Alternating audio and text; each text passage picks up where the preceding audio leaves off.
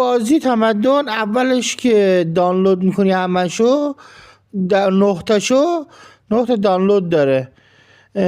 میری کلیک میکنی که بازی دانلودش تموم شده، درسته؟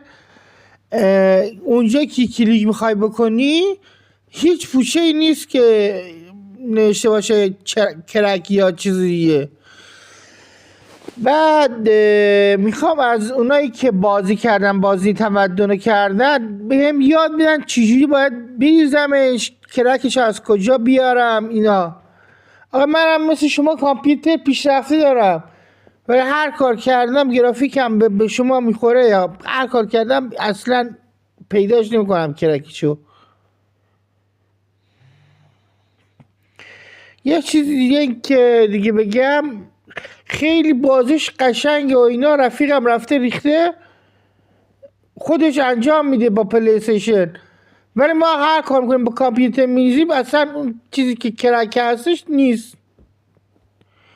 یا درستش کنین یا هم که دیگه میگن همچی بازی وجود نداره تو کامپیوتر.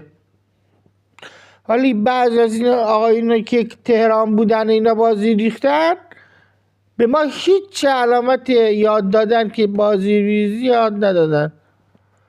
به ما آموزش بدن که نشون بدن ما اول این بازی که باید چجوری ریخته بشه اینا. نگاه کنی اگه هم لیستشو گم کردین یا لیست دانلودش پیدا کردی نوشته لیست دانلودا،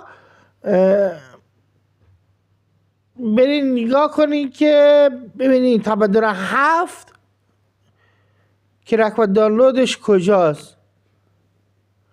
خیلی ممنون، خدا حافظ.